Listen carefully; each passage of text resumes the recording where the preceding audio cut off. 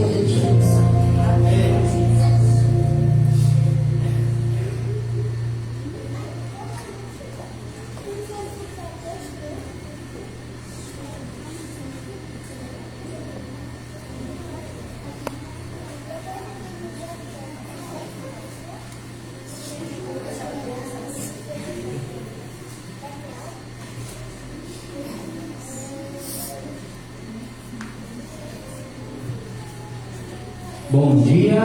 Bom dia. Sempre funciona na segunda, né? Bom dia. Bom dia. Ficou bonito, ficou ensaiado, né? Amém. Quem está feliz? Amém. Agora, não precisa de ensaio, né? Aqueles que vivem no caminho do Senhor, aqueles que seguem esse Cristo maravilhoso, sem dúvida alguma, é um povo feliz. Feliz porque estamos em mais um culto de sábado na casa do Senhor. E hoje nós vamos falar de um tema relacionado à mordomia, mas um tema muito interessante para a nossa vida, para o nosso cotidiano, para aquilo que nós falamos que somos cristãos e seguidores de Cristo. Será que eu estou fazendo como Cristo desejaria que eu fizesse? Se Cristo é meu modelo, Cristo faria dessa forma que eu estou agindo? E desde já um bom dia a todos que estão nos acompanhando pela internet, e que o Senhor também possa abençoar mais cada uma dessas pessoas. Vamos abrir nossas Bíblias lá em Lucas capítulo 18. Quando a gente fala dos evangelhos, são textos que a gente vê, que a gente ouve quase diariamente em nossas vidas, E Lucas menciona, como é mencionado em Marcos e Mateus, também essa mesma passagem. Amém? Amém. Vamos louvar nossas fontes. Senhor Deus, Pai Altíssimo, Senhor, neste momento sabemos que o Teu Santo Espírito, Pai, se faz presente ao nosso redor. Sabemos que a Tua presença irradia, Senhor, a cada um de nós. Porque os nossos anjos também estão ao nosso lado. Porque viemos aqui, Senhor, a Tua Santa Casa. Viemos Te trazer um culto de adoração. Não viemos receber um culto, mas que a Tua vontade, Senhor, se resplandece em nossas vidas, que possamos seguir, Senhor, os Teus ensinamentos, que possamos seguir, Senhor, os Teus preceitos, e que possamos entender, Senhor, o que a Tua palavra quer nos dizer nesta manhã. Perdoe nossos pecados, nossas falhas, em nome e por amor de Jesus. Muito bem, antes de lermos, a gente começa a analisar a seguinte questão. Jesus estava indo em sua caminhada, indo para Jerusalém, quando esse fato acontece. Quando essa história é narrada, como eu já mencionei, tanto no livro de Mateus, Lucas e Marcos é narrada essa mesma história, Sua missão foi subitamente interrompida por um homem que veio correndo até ele. Vamos ler os textos para a gente conseguir entender essa história. Alguém pode ler? Fique à vontade. A partir do versículo 18 ao 23. Capítulo 18 também. Capítulo 18, verso 18 ao 23. Certo homem de posição perguntou: Bom mestre, que farei para herdar a vida eterna?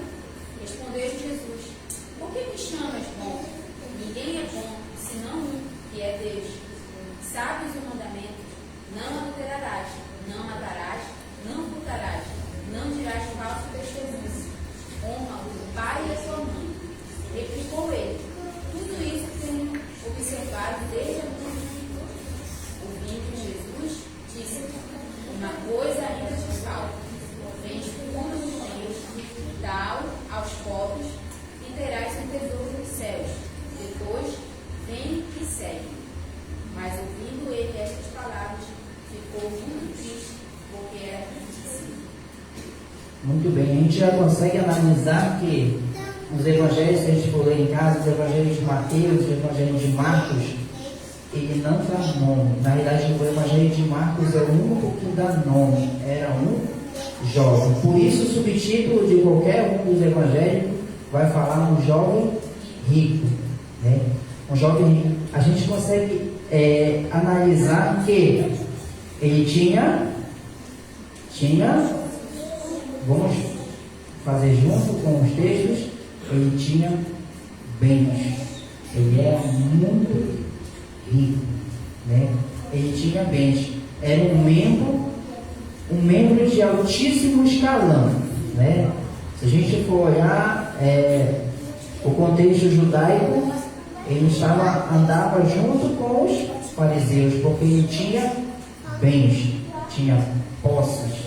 Ele fazia coisas de acordo com os contextos que os fariseus ensinavam. Ele tinha princípio, ele guardava todos os mandamentos. A gente já vê olhando aos olhos humanos, né, como eu creio que os fariseus olhavam para aquele jovem, era uma pessoa correta, íntegra, né?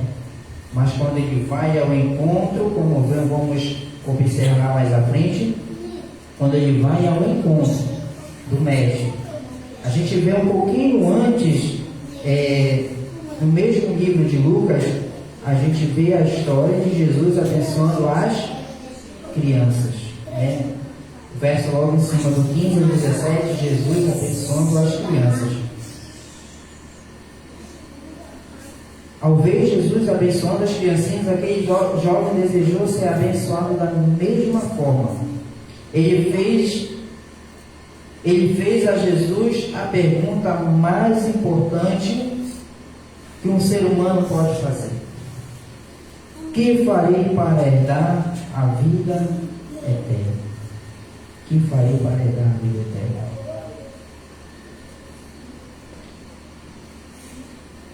Existe uma frase muito interessante que se enquadra nesse contexto, que diz assim: só quando você faz a pergunta certa para a pessoa certa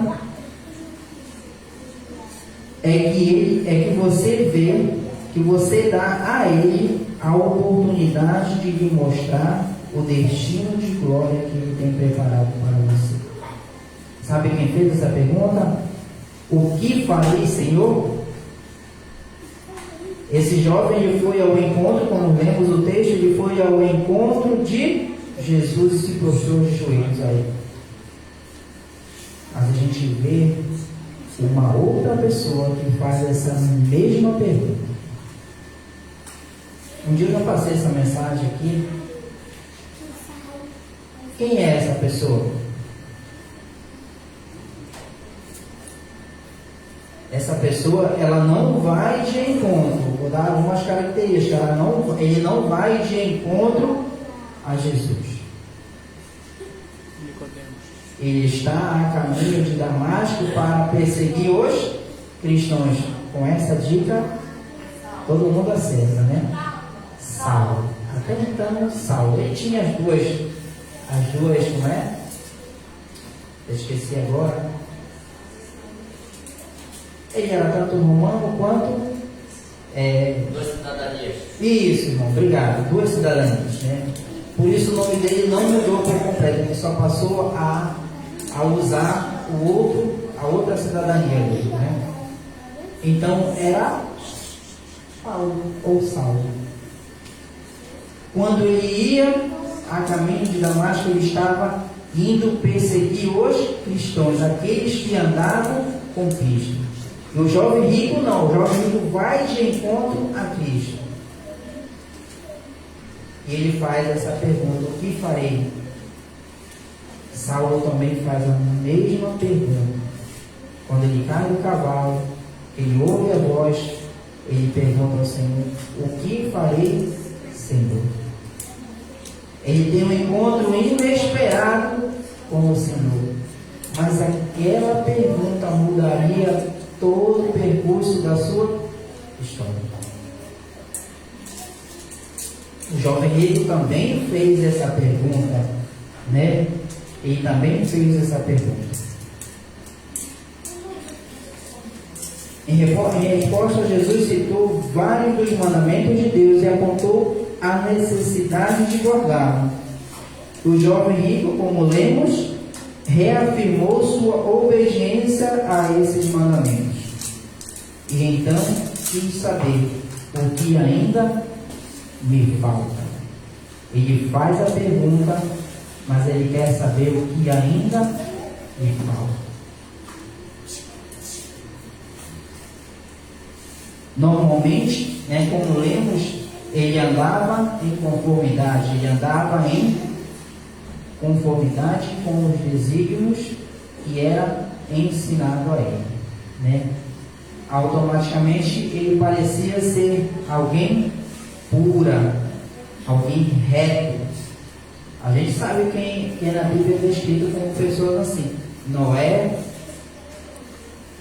Jó, integridade, reto, uma postura que era baseada e firmada na estrutura, na rocha, que é Cristo Jesus. Aos olhos humanos, esse rapaz ele era reto, puro, e tinha uma fé inabalável, com obediência, em termos religiosos. Algo que ele tinha visto na interação entre Jesus e as crianças o impressionou de alguma forma, e ele sentia-se incompleto. É muito interessante que a gente consegue analisar textos paralelos, histórias paralelas que também vão em conformidade. A gente vê a história de Zaqueu. Zaqueu também vai ao encontro de Jesus. E como ele não tinha estatura, ele sobe numa árvore porque ele queria ter esse encontro. Porque ele se sentia incompleto.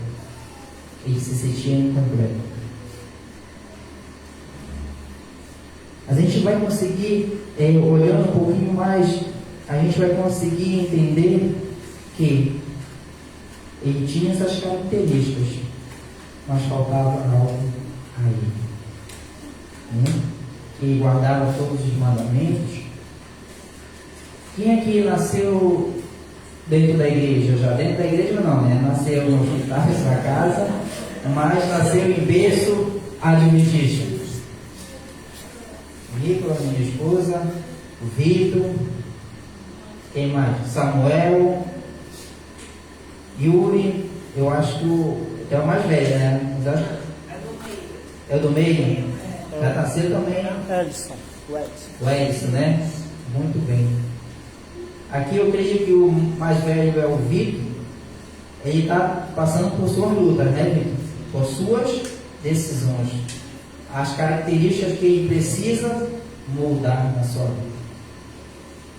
Uma vez a irmã Marilinha disse: por favor, acompanhe o meu filho, envolva o meu filho, porque ele está passando por suas lutas. É um momento difícil. Todos nós já passamos por. A minha esposa fala que a minha sogra falava, não é adolescência, é aborrecência, que tudo é um indicativo do não aos pais, eu quero fazer minha vontade, do meu jeito. Características do ser humano, características de jovem, composições. E eu perguntaria à igreja as seguintes características dos cristãos, que somos nós, hoje. A gente tem nossas lutas, tem nossas dificuldades, mas a gente tem 3 pilares fundamentais da Igreja Adventista do Sétimo Dia. Primeiro, qual é o primeiro? Bíblia. Segundo, as doutrinas que regem a nossa igreja. Terceiro, manual que nos instrui como devemos fazer, nos ensina a fazer isso. Eu pergunto à igreja: Vamos ser bem claros. Doutrinas relacionadas a Deus. Pelo menos 5. Nisto cremos, 28 crenças que nós temos. 10 mandamentos. Relacionados a Deus, irmão. Esse aí é relacionado à doutrina do homem. Não é imundo? Relacionado a Deus, Deus Pai. Deus Pai, uma característica. Mais uma. Deus Filho. Trindade. 4, né? Falou rápido, né? Deus Pai, Deus Filho, Espírito Santo. Não. A outra é a doutrina da Bíblia Sagrada, relacionada a Deus. São as 5 primeiras crenças da Igreja Adventista do Sétimo Dia. Sábado entra na criação. A doutrina da criação. Nós precisamos ter essa essência. Esse jovem tinha todos esses princípios. Ele guardava os mandamentos de Deus, ia todos os sábados à sinagoga congregar. O que faltava a esse jovem? O jovem rico trabalhou duro por tudo o que tinha conseguido na vida. Ele planejou seu trabalho e se esforçou para realizar seus planos, e a vida o recompensou. Ele assumiu que Deus e a vida eterna funcionavam da mesma maneira. Apenas me diga qual é o plano, meu caro Jesus. Vou colocar em prática e recompensado serei com a vida eterna. Pensava que era apenas algo a ser desenvolvido, como o seu trabalho. Ele trabalhou duro. Ele tinha esse pensamento.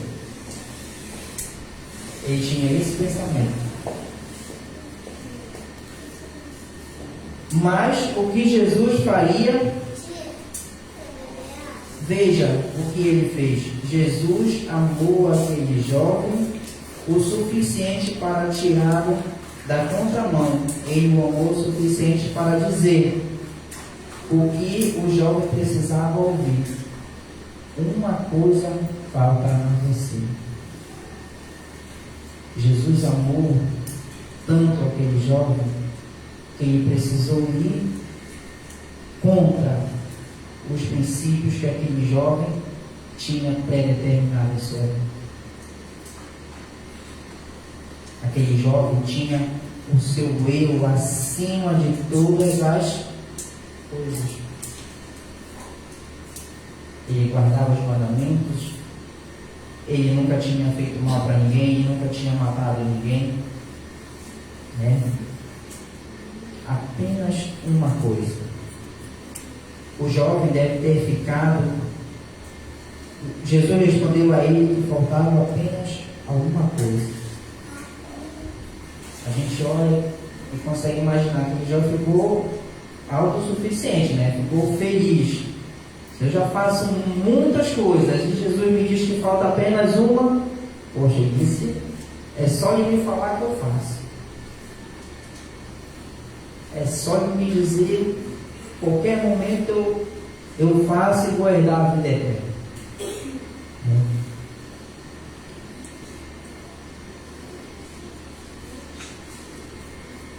Falta mais 5 coisas.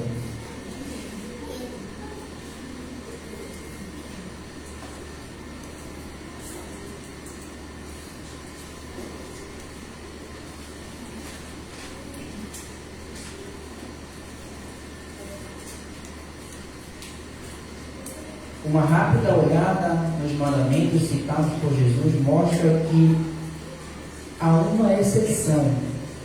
Todos são negativos. Alguém pode ler lá, a partir do verso 20, o que diz lá? Capítulo 18, mesmo os versos que a gente lê.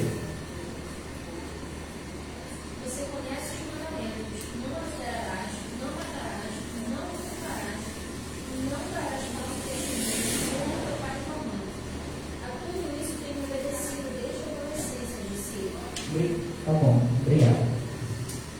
Então, quase todos os mandamentos têm uma expressão do não. Não matarás, não adulterarás, não furtarás, com exceção de honra teu pai e tua mãe, né? Com exceção de um. É o que Jesus fala. Será que é assim que definimos nossa fé? Pelas coisas que não fazemos? Quando o jovem afirmou que havia guardado todos os mandamentos desde a juventude, ele estava basicamente dizendo: nunca fiz mal em toda a minha vida. Será que a nossa religião, o nosso cristianismo está baseado apenas ao não?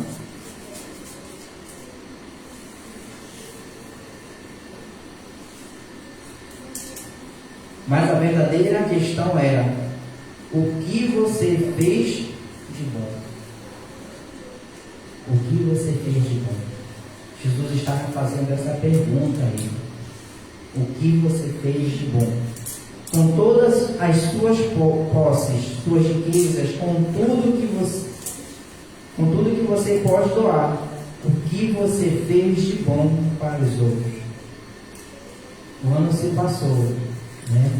A gente sempre fala, né? Final de ano, Natal, os corações ficam mais sensíveis, né?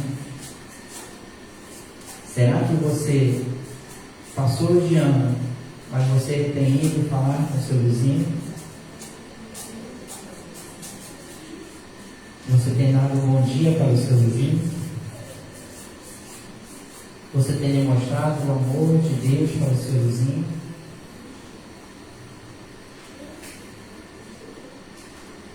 Vizinho da esquerda, vizinho da direita.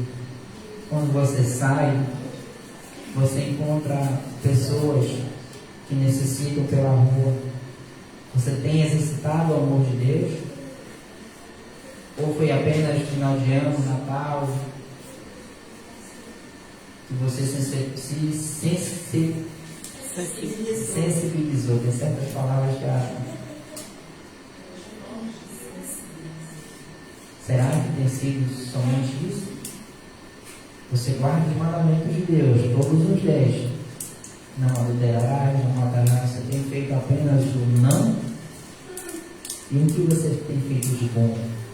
Essa foi a pergunta que Jesus fez ao jovem rico.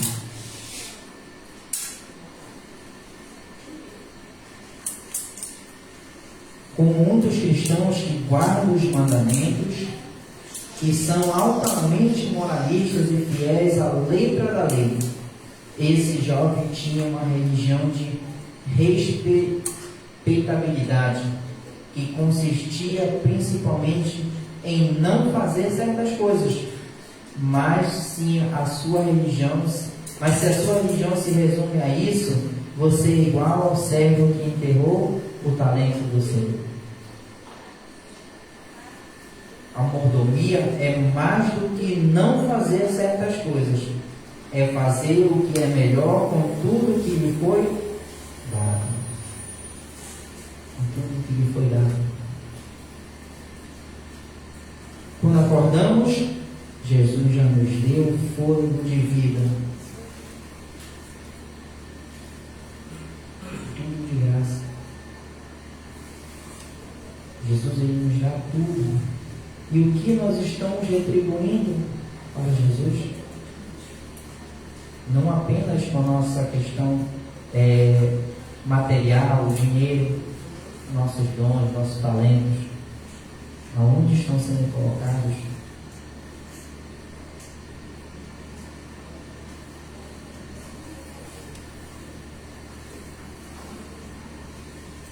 Uma coisa falta a você. Jesus disse ao jovem rico: vá, vende tudo o que tem, dê o dinheiro aos pobres e você terá um tesouro nos céus. Depois venha e siga-me. Em outras palavras, assuma um compromisso total. Dê tudo o que você tem para que possa receber tudo que eu tenho. Tudo que você tem é seu? Não.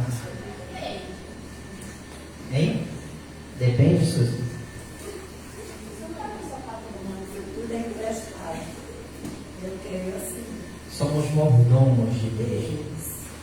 Nós apenas administramos aquilo que nos está nos dando. Somos apenas administradores. O jovem rico tinha tudo, mas ele não era administrador. Ele não era administrador. Ele tinha tudo, era dele. Ele não administrava para o Senhor.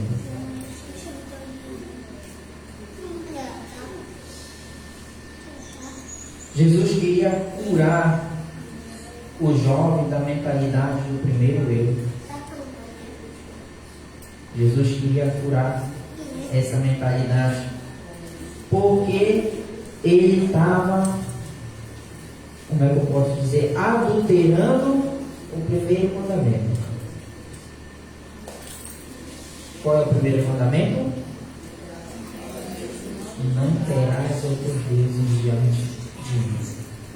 O Deus daquele jovem era o dinheiro. Ele tinha tudo, era dele, tudo era em primeiro lugar para ele.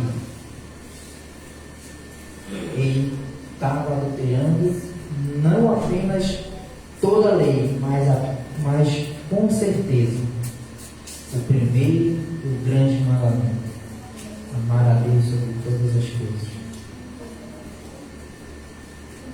Tiago 2,10 nos diz isso, né? Se tropeçares apenas em um ponto, serás culpado de todos.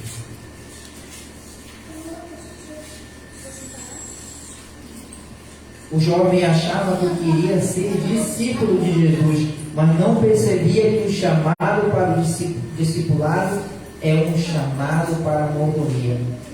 O que é o chamado para a mordomia? É um chamado para viver em contínua negação do eu.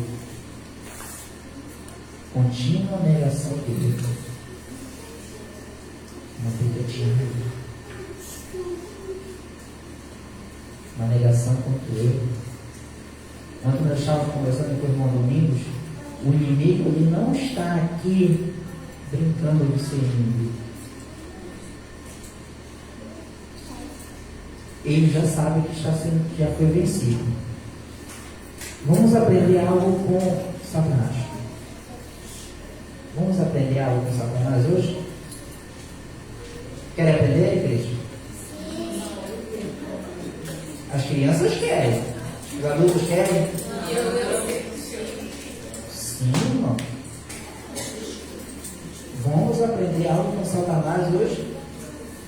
Eu quero escutar, mas eu não quero aprender nas coisas. Depois que a senhora escutar, a senhora vai querer aprender. Vai querer.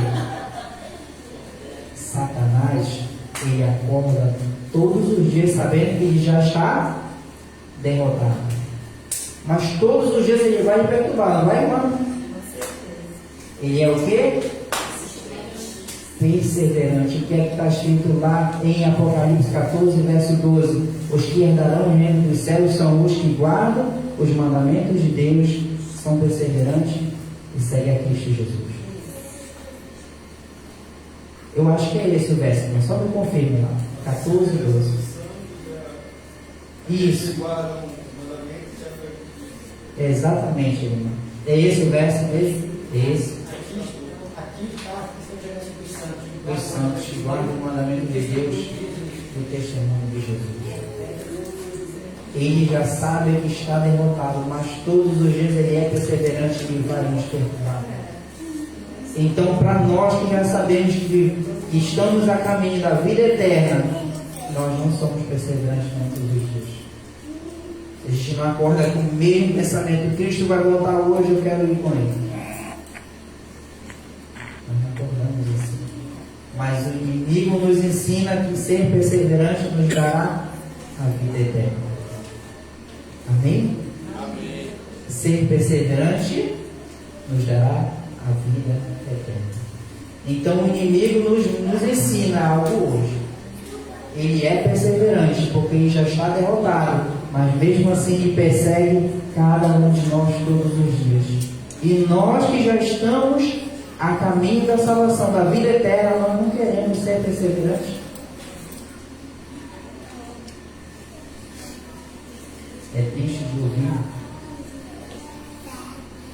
Os que herdarão o reino dos céus são essas pessoas, os perseverantes. Nós guardamos os mandamentos, mas não somos perseverantes.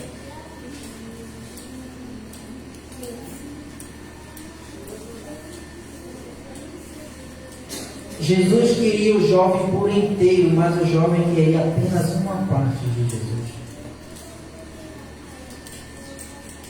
Ele não percebeu que um relacionamento com Deus tem que ser exclusivo. Se é Deus, não existem dois senhores. O jovem não percebeu que Jesus queria isso com ele.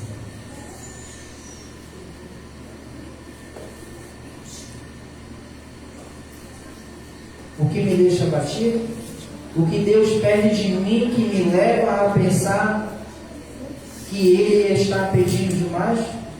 O jovem rico foi embora triste porque tinha muitas posses. Mas será que eu, por ter muitas obsessões, muitas modalidades de diversões, muitas roupas de grife, ou talvez uma grande paixão por sexo, são pequenos detalhes que irão nos tirar do reino dos céus. Comida, esportes também iriam embora tristes? Será que se Jesus, como conhece meu coração, eu chego a Jesus, o que eu preciso para herdar o reino dos céus? Eu faço tudo isso que você me pede, e Jesus me diz, olha, nesse ponto eu preciso que você mude. Porque Jesus conhece o nosso coração, né?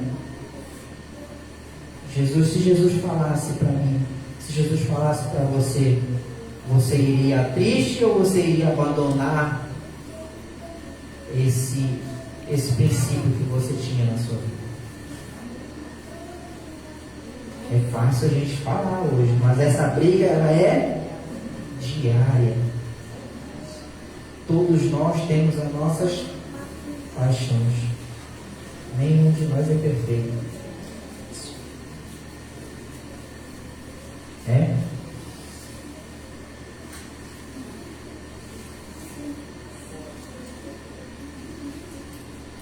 Para algumas pessoas, desistir de uma série de TV é pedir demais. Para outras, é demasiado sair cedo da cama no sábado. Né? No sábado pela manhã. Para outros, 30 minutos de oração e estudo da Bíblia são demais. Isso é uma realidade nossa. Hoje, qual é o tempo da nossa oração? 5 minutos, no máximo 7. A gente vê a história de Jesus. Jesus saía pela madrugada para orar. Jesus saía pelas madrugadas para orar. Jesus lá no Getsêmani, ele pede para que seus discípulos orem com ele. O que é que acontece? Os discípulos oram junto com ele? Não. Jesus os repreende. Jesus os repreende. Vocês não conseguem ficar acordados em oração? Funciona da mesma forma hoje. A gente vai deitar, muitas das vezes, Senhor, obrigado por tudo isso, amém. Boa noite.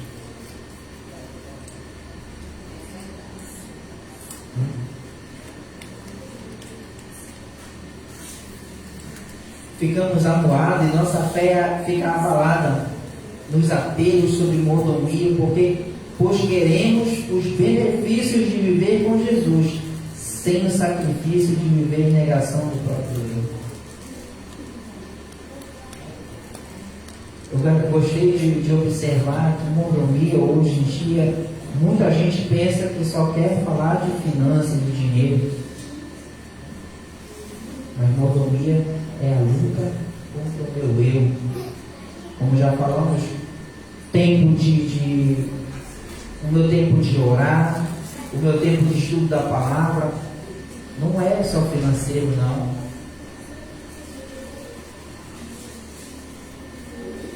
Em um livro, não sou fã de Kili Endam, ele descreve que ele era um missionário, foi para a África, e depois do seu evangelismo, 2 jovens vão até a sua residência onde ele estava hospedado e dizem que querem ir com ele.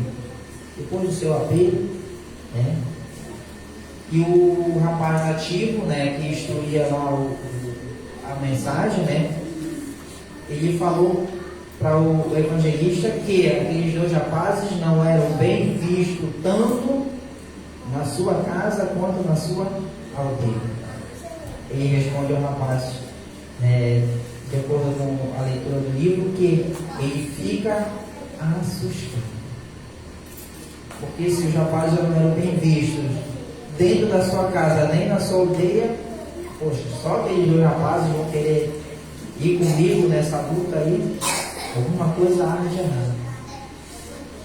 Mas depois, olhando a narrativa da história, nos diz que aqueles 2 rapazes tomaram a decisão de seguir a Cristo. Amém? Eles tinham tudo para dar de errado aonde eles estavam. Não eram bem vistos na sua família, não eram bem vistos na sociedade em que eles viviam, mas eles resolveram largar tudo para viver por Cristo. O jovem rico tinha tudo, mas não largou nada. Jesus faz um pedido a ele e ele vai triste, como a gente leu o finalzinho do verso, ele vai embora. E a Bíblia não narra mais nada sobre esse jovem rico. Ele vai embora. Jesus diz lá em Marcos capítulo 8, verso 32: se alguém quer vir após mim, negue-se a si mesmo, tome a sua cruz e siga-me. Jesus está procurando seguidores e não fãs. Não fãs. Se a gente for analisar, aqui o nosso futebol brasileiro não é dessa forma. Mas alguns, eu creio que já assistiram o futebol americano, né? E geralmente eles usam aquele dedinho, né? Na mão, coloca na mão e fica aquele dedinho para cima. Acho que a imagem é muito esportista. Hein? Isso, aquela luva, né, de isopor que aponta o dedinho assim, automaticamente está dizendo que o time dele é o número 1, é o melhor, né? Mas quando se a gente observar, olhando para o nosso contexto, quando o nosso time está perdendo, muitas das vezes eu creio que da mesma forma funciona com eles, a gente sai de mansinho, vai embora, encolhe dedinhos e vai, né? Vai embora porque o time está perdendo, ou ficar lá fazendo o quê, né? O time não está indo bem, né, irmão? Quando ele mata no time é outra questão. Mas geralmente acontece isso. Então Jesus ele está procurando seguidores e não fãs. Essas pessoas que trabalham dessa forma, elas são apenas espectadores, né, de um bom futebol, de um bom exercício.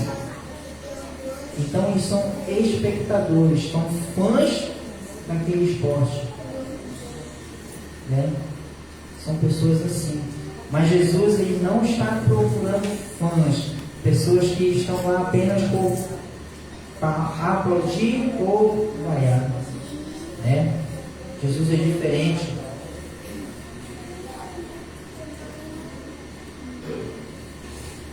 Um fã é o sujeito que vai assistir, eu acabei de falar isso para vocês, né? A uma partida de futebol, né? Muitas das vezes pinta todo o rosto, na Copa a gente viu muito isso, né? Pinta o rosto e vai para torcer, né?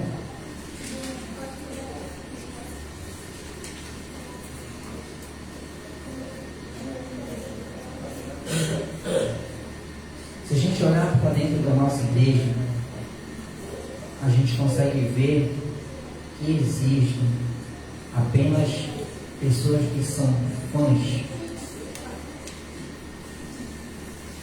A igreja está cheia de cristãos com dedos de isopor, admiradores, entusiasmados, mas não abnegados. O jovem rico era um admirador entusiasmado de Jesus, mas que não estava disposto a viver em negação de si mesmo por amor a Jesus. Você tem suas lutas, você tem suas dificuldades. Você está disposto a viver em abnegação por Jesus, pela causa de Jesus, dando testemunho, vivendo em conformidade com os princípios de Deus?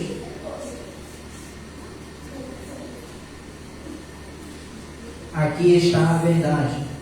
Se a vontade de Deus é tão amarga para você, ao ponto de estar tentando passar como cristão baseados apenas em uma tecnicalidade morna, você nem precisa se preocupar em cair no precipício.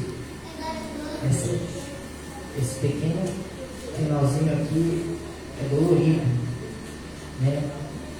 Vou repetir, você nem precisa se preocupar em cair no precipício. O próprio Deus vai vomitar você de sua boca. Se você não está preparado para viver em conformidade com os desígnios de Deus, com os preceitos de Deus, como aquele jovem rico não estava. Aquele jovem rico não estava preparado. Ele achava que guardava tudo, que fazia tudo. Quando Jesus fala a ele que faltava apenas um ponto. Quando Jesus fala a ele qual é esse ponto, ele vai embora. Será que não é o mesmo que está acontecendo conosco hoje? Quando Deus fala que neste ponto você está errando, você está pecando. Quando Deus fala que você não está em conformidade com as regras, as doutrinas da igreja, você está indo embora? Você está achando que o seu eu, a sua posição está correta e não a vontade de Deus e não os princípios de Deus? Será que você está agindo dessa forma?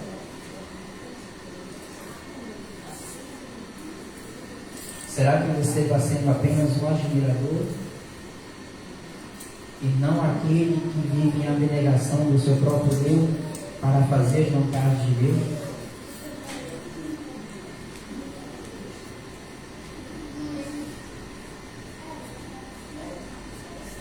Viver em Laodiceia é viver em constante negação espiritual. Esse é o significado de ter uma forma de piedade quando nega o poder dela. Mordomia é a viver em abnegação. Deus está insistindo que você abandone a negação espiritual ao chamá-lo para a sua abnegação. Deus está exigindo de você as características do verdadeiro cristão. De uma pessoa que não viva para o seu eu, mas que viva para os princípios de Deus.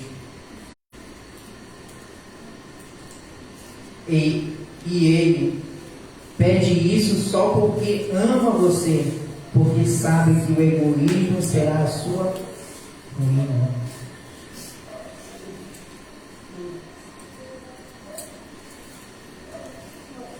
O livro Discipulado diz assim, para a gente encerrar: a graça barata é a graça que outorgamos a nós mesmos.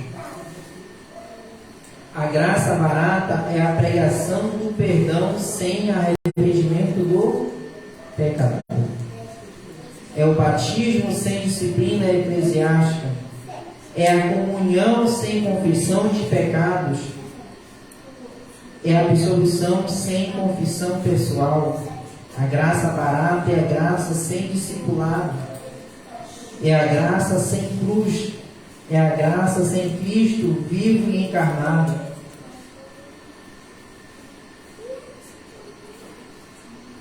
A graça preciosa é o tesouro oculto no campo, pelo qual o ser humano vende feliz tudo o que possui. É a pérola preciosa pela qual o mercador oferece todos os seus bens. É o domínio do reino de Jesus, pelo qual o mercador oferece todos os seus bens. É o domínio do reino de Cristo, pelo qual o ser humano arranca o olho que o faz tropeçar. É o chamado de Jesus Cristo, pelo qual o discípulo deixa as suas redes para sair atrás. Quando o irmão Raimundo falou, na última pregação que eu não pude sábado, que ele mencionou aqui, o que nós cristãos estamos fazendo. Passou-se um ano inteiro e não demos um estudo bíblico. Não saímos para pregar, para a evangelização. Que cristãos nós estamos sendo? É esta a última geração? Uma igreja morna?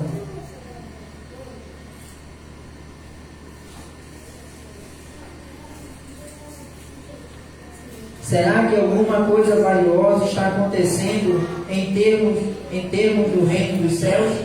Estamos nos tornando mais consagrados, mais santos, mais dedicados, mais envolvidos na missão, mais apaixonados por servir os pobres, mais liberais em dar, menos mundanos, mais vitoriosos sobre os atos e vícios?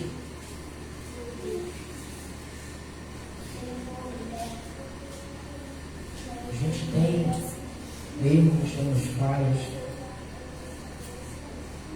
vícios. Eu sei que cada um tem sua luta, né? Tem suas dificuldades. Mas a gente, na Bíblia, a gente tem princípios de saúde, de alimentação.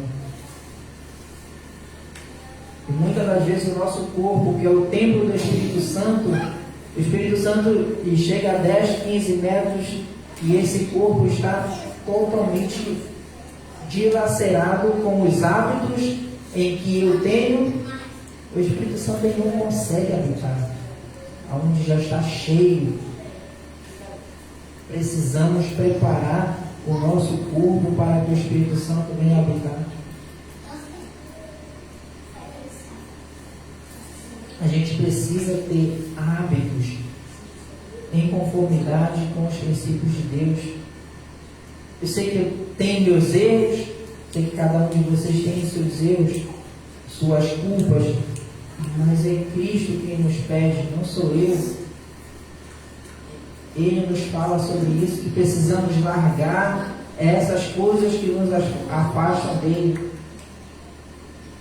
O jovem rico era o dinheiro que o afastava dele. Mas eu já citei muitas características aqui que me afastam de Cristo. Pode ser a minha, pode ser a situação de vocês. Hoje Jesus está olhando com muito amor para mim e para vocês, dizendo: uma coisa falta a você. Ouça o que Jesus está perguntando a você. Ouça o que Jesus quer para você. Ele quer uma entrega por completo. Lembra? O jovem rico. Jesus queria o jovem rico por completo. O jovem rico queria Jesus apenas pela metade. O nosso desejo hoje, nessa manhã, seja querer Cristo por inteiro, por completo. Porque Ele nos quer por completo. Ele já nos tirou do caminho tortuoso em que nós andávamos. E quer que cada um de nós possa fazer uma entrega por completa. Se esse for o desejo do seu coração, todos possam ficar de pé ao entoar do hino, entrega. Aquele beijo que a gente coloca lá.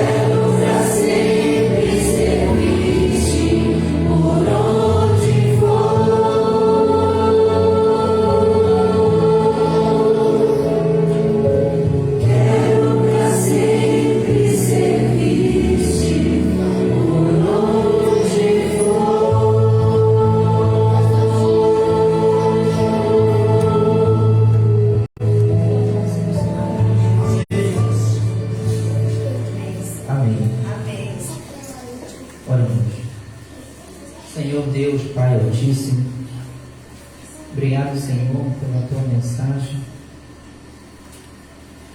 Uma mensagem, Senhor, que veio nos dizer que precisamos fazer em nossas vidas a pergunta em que aquele jovem rico fez: o que farei, Senhor? Paulo também fez essa mesma pergunta, Senhor: o que farei, Senhor? Mas que não possamos tomar as atitudes daquele jovem rico, mas que possamos tomar a atitude de Paulo, que hoje é conhecido como o maior evangelista que o Senhor já colocou nesta terra.